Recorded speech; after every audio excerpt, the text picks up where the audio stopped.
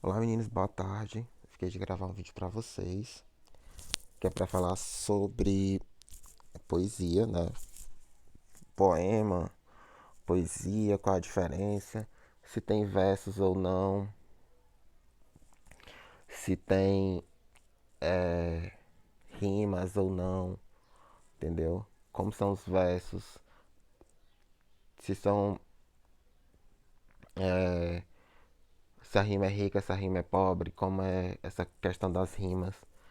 Pois bem, estou utilizando os recursos que dá para utilizar, né? Eu consegui utilizar esse PDF com as questões para trabalhar com vocês. Então, poesia e poema, né? Então vamos lá, poesia é diferente de poema. Poesia, ela pode não ter rimas. Poema já tem. Poema é muito mais, como é que eu posso dizer, muito mais esteticamente, muito mais bem elaborado. Tem rimas, tem métrica, tem som. Então vamos lá. Aqui a gente está falando de um poema, vem falando sobre um poema fanatismo, né?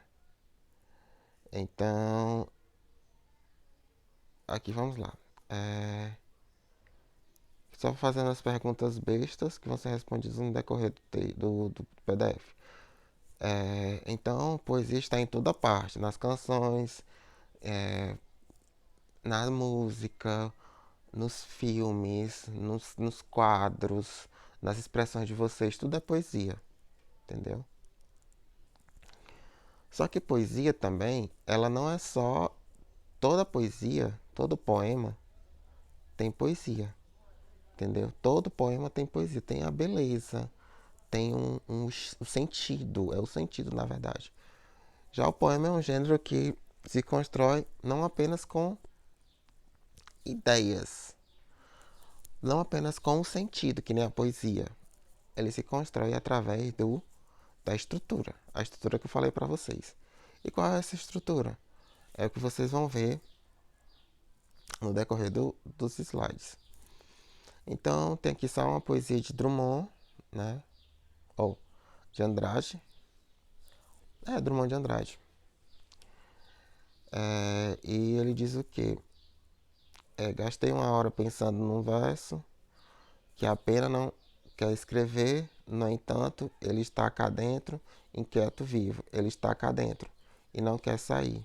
Mas a poesia deste momento inunda minha, inunda minha vida inteira.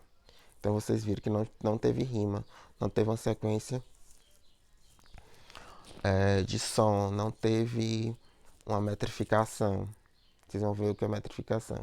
Então todo poema e poesia, né, precisa de um eu lírico, né?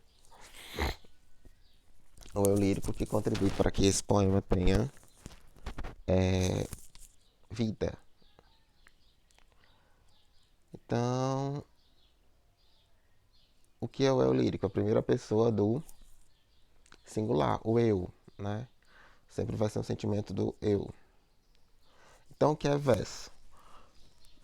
Verso é a correspondência, né, dentro de uma estrofe. É uma linha, pronto. Uma linha é um verso. E um conjunto de linhas nós chamamos de estrofes, né?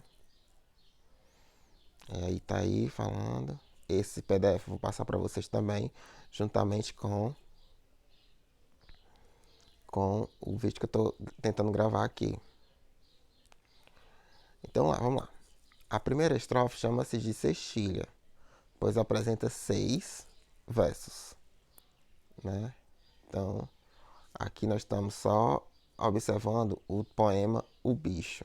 Então, apareceu um grupo de versos, que é uma estrofe que foram 6 versos.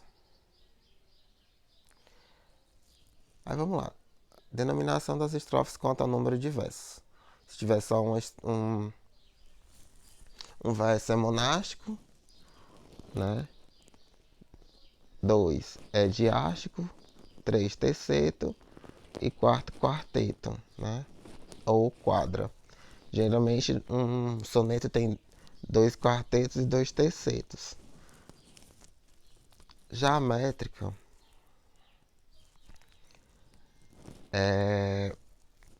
ela vai quantificar as sílabas que tem dentro do, do verso. Como assim? Para isso nós precisamos fazer a escansão. Que essa escansão é você contar quantas sílabas. Vocês sabem as separações de sílabas, né? Então, as separações de sílabas, ela é separada direitinho, principalmente a translineação. Vocês usam muito essa separação de sílaba quando vocês vão separar as sílabas de uma linha para outra no texto dissertativo argumentativo, até mesmo no caderno de vocês. Então, essa separação de sílabas acontece normalmente para deixar a palavra, para a gente descobrir se a palavra é oxítona, se a palavra é proparoxítona, ou se a palavra é oxítona, paroxítona, proparoxítona, né, como eu falei. Então é interessante que vocês tenham essa separação de sílaba, essa separação de sílaba. Então, só se contam sílabas até a última sílaba tônica. Vamos aqui. Aqui no exemplo 2, quando duas ou mais vogais, a gente, por exemplo, vamos aqui só voltar aqui. Só conta até a última sílaba tônica, pronto. E no 2 é quando tem duas vogais juntas, ou mais vogais, nós vamos botar ela na mesma sílaba. A diferença de sílaba poética para sílaba tônica, a sílaba tônica você vai, sílaba poética, separação de sílaba para separação de sílaba normal para separação de sílaba poética, né? Vocês vão utilizar na poética não só a separação de sílabas em si, mas tem umas regrinhas. Por exemplo, aqui nós temos um exemplo aqui. Deixa eu ver se dá para eu escrever. Temos um exemplo aqui, ó. Aqui, vou dar só um zoom aqui para vocês verem. A idade austera e nobre a que chegamos. Bom, vamos aqui prestar atenção. Vocês veem umas barrinhas, essas barrinhas, né? Essas barrinhas, como vocês estão vendo, elas estão separando as sílabas poéticas. Percebam. A, I, né? Quando tem duas vogais juntas, nós contamos apenas uma sílaba poética. A idade, né? Aí a gente percebe que idade e austera foi contada apenas uma também. Porque a última letra da palavra idade termina com vogal e a próxima começa com vogal. Então coloca só em uma sílaba poética. Perceba que também austera e perceba que é só uma sílaba também. E nobre a, perceba que também ficou só numa sílaba, porque a última letra de nobre é uma vogal e a outra começa com uma vogal, então ficou só em uma. Que chegamos, ó, percebam, chegamos, não é isso? Então vamos contar. 1, 2, 3, 4, 5, 6, 7, né? 8, 9, 10, 11. Só que esse verso aqui, ele é um verso, né? Que tem essa métrica. Então aqui é uma regrinha. Então aqui chegamos, né? Parou na última sílaba da sílaba tônica. Por exemplo, o verso em sílabas poéticas eles vão combinar, vão contar as sílabas, vão fazer a escansão. O que é essa escansão? É saber quantas sílabas poéticas tem dentro do verso. Para que eu vou fazer essa escansão? Eu vou fazer essa escansão para eu contar, né, cada sílaba poética e para eu saber, né, aonde parar no final. Então eu paro, a última palavra tem que parar na sílaba mais forte. Então, chegamos com a sílaba mais forte, o Gá, né? Então, por isso que parou no Gá. Então, sempre vai parar na sílaba mais forte. Você conta sempre até a última sílaba mais forte.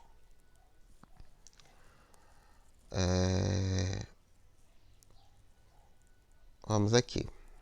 Observamos. Para que tais uniões vocálicas não sejam duras e malsonantes, as vogais, pelo menos a primeira delas, devem ser átonas. E não passar de 3. Por exemplo, não se unam vogais tônicas, que são aquelas que têm acento, entendeu? Cada palavra que no final tem um acento, ela é a sílaba mais forte, consequentemente ela não deve ser unida. Por exemplo, ó, vió, você tem que separar a sílaba corretamente também. Vió, jus, aí aqui, está úmido, ó, está úmido. Tem um acento, consequentemente, ficam em sílabas diferentes, são vogais tônicas. Terceira regrinha, de tongos crescentes vale geralmente uma só sílaba métrica. Então o ditongo, até repetir ditongo várias vezes, ele não separa e consequentemente ele só vai ficar em uma sílaba tônica. Aqui tem a denominação das sílabas, né? Uma sílaba é monossílabo e geralmente nós encontramos esses alexandrino, que é 12 ou decassílabos, dentro de um soneto, né? Então o soneto ele tem 12 sílabas poéticas, ou 10 sílabas poéticas, ou 11 sílabas poéticas. Bora aqui fazer um exemplo. Observa o exemplo de divisão das sílabas gramaticais. Então, eu vou dividir as sílabas normalmente. Presta atenção. Ó, minha alma de sonhar, sonhar-te, anda perdida. As sílabas, separei as sílabas gramaticais, ó. Minha alma, bem direitinho, você separar nas sílabas de um verso, só separar as sílabas todinha. Pronto. Depois que eu separar, é isso. Agora eu separei nas sílabas gramaticais, agora eu vou separar nas sílabas poéticas. Como é que eu vou fazer isso? Presta atenção. Mi, né? Igualzinho no primeiro. Minha alma, ó. Minha terminou com a vogal A, não é isso? E alma também começou com a vogal A. Então bota só em uma sílaba poética. Alma de sonhar-te. Aqui também botou só em uma, porque o ti terminou com a vogal, não é tônico, que não tem acento. E anda começa com a vogal e consequentemente fica só em uma. Perdida, né? Então por que parou aqui na décimo parou no di? Porque o di é a sílaba mais forte da palavra perdida. Então quantas sílabas eu fiquei? Fiquei com 10 sílabas, porque o di parou com 10. Então aqui é um verso decassílabos. E, consequentemente, todo soneto é decassílabo. Se um verso é decassílabo, todos os versos é decassílabos, para vocês verem a riqueza que tem um soneto. Aqui tem outro exemplo da divisão das sílabas, né? Presta atenção que quando o H ele não tem som, ó, presta atenção. Então, aqui também parou na sílaba mais forte. Vamos pro ritmo, né? No ritmo a gente vai mexer com as figuras de linguagem, a literação e a assonância, né? E temos aqui o ritmo das sílabas poéticas, né? Então, a literação são de consoantes, né? A mesma consoante, som da mesma consoante dentro de um verso, e a assonância são de vogais. Opa! Contemplando o teu vulto sagrado, aqui nós temos só uns exemplozinhos. Presta atenção. Café com pão, café com pão, café com pão. Virgem Maria, que foi isso, maquinista. Agora sim, café com pão. Percebam a repetição das palavras café com pão. E da do som da palavra ser, né? Café com pão, café com pão. Corre, cerca, por exemplo, corre, cerca também é repetição do som. Opa! Pessoal, meu vídeo, ele é muito engraçado. Os recursos que o professor tem, ele vai usar. Então vamos lá. Rima, né? Só que as rimas, elas precisam ter, elas dentro do verso, pronto. Dentro de um poema, nós temos estrofes. Dentro dos estrofes, nós temos versos. Nesses versos, esses versos vão rimar no decorrer do seu andamento dentro desse poema. Na poesia a gente pode falar, a poesia é algo mais livre, versos livres, se você quiser. Por isso que quando eu mandei vocês fazerem uma poema ou uma poesia, se vocês quiserem fazer rimado, ótimo. Se vocês quiserem fazer o pensamento de vocês, como Drummond, como Cecília, como Carlos Drummond de Andrade, como eu falei, como Oswald de Andrade, enfim. Então, as rimas elas são perfeitas ou imperfeitas. Por exemplo, sereno e moreno, o sereno e o moreno, neve e leve, que são o som mesmo, o som da última sílaba rima com o som da última sílaba da outra palavra. E quanto à tonacidade, né? Presta atenção. Agudas, que são as oxitas, quando as oxitas vão rimar as oxítonas. Atroz, feroz, amor, clamor. As graves, que são as paroxítonas, né? Presta atenção. Festa, manifesta, flores, cores. Entendeu? Esdrúxula, né?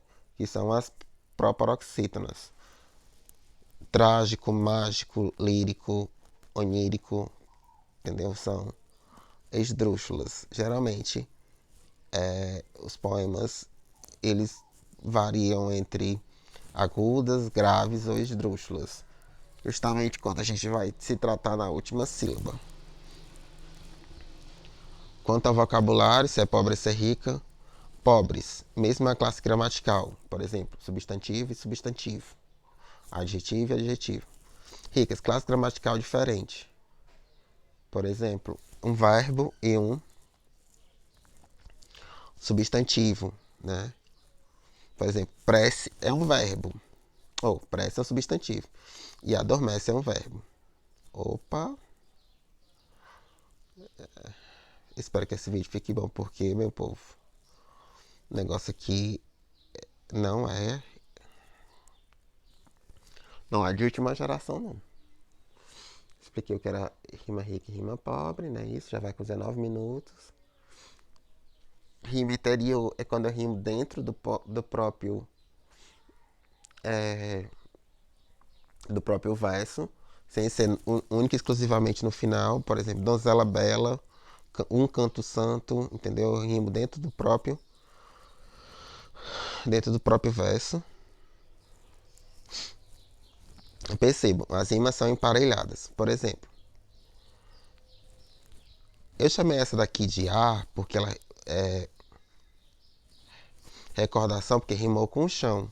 Então, se a primeira rimou com a segunda, se a segunda eu chamei de a primeira também eu vou chamar de A. Gemia